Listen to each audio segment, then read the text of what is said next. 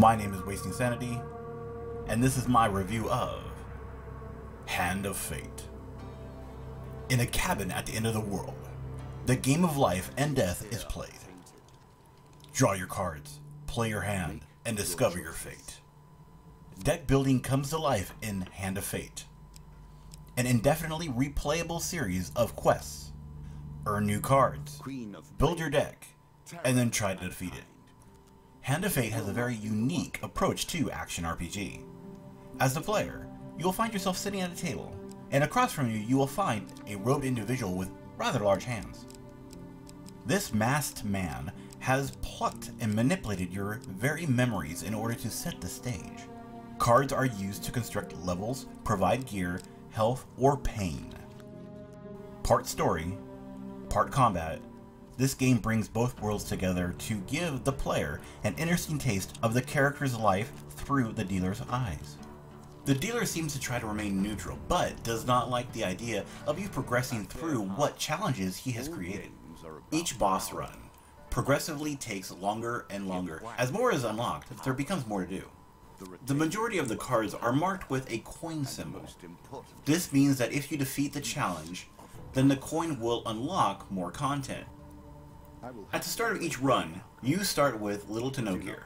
As you progress further in the game, your starting gear will improve, as will the character and the enemies. The player progresses through the game by moving from the starting position to the stairs, cave, boat, or basically the exit point for that level. With each move, the player consumes 1 food. If you do not have food, then the player loses 10 health. Each move delivers a new encounter for the player as he lands on a card.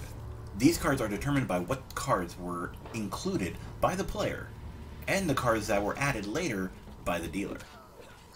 There are more player cards than dealer cards for the campaign. The encounters can be everything from ratmen, humans, skeletons, to an old woman that asks the players to bring her husband home. The combat system is rather simple. Counter green indicators, dodge red ones, and use your shield bash to get past their block. Melee is confined to 1 button and feels semi-fluid. Weapons and items give special abilities, but it appears that only weapons influence combat. For some reason, when you don't have your shield, you are unable to counter or dodge.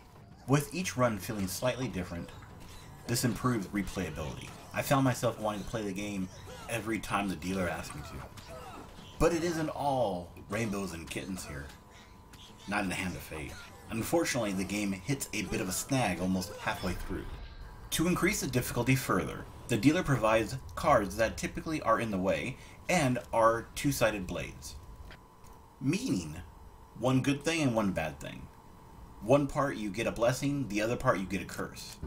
Blessings and curses vary, but once they start to add up, it can turn into a rather painful and short experience for the player.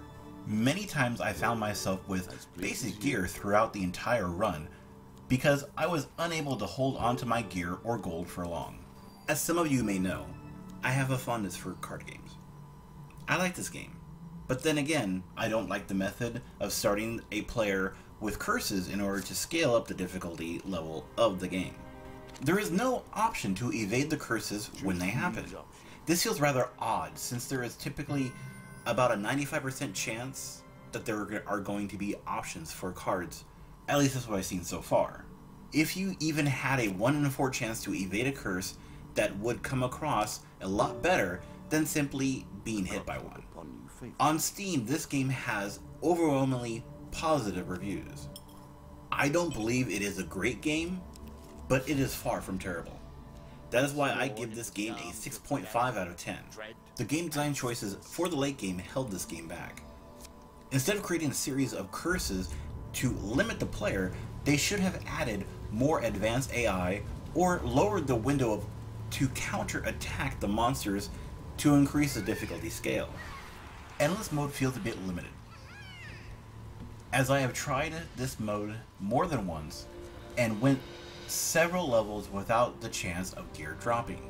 In endless mode, the player does not build the deck, the dealer does. Maybe I just had bad drops. I'm not really sure. My name is Wasting Sanity. Don't forget to like and subscribe down below. And as always, I want to thank you very much for watching. I do appreciate it. I have only begun to challenge you.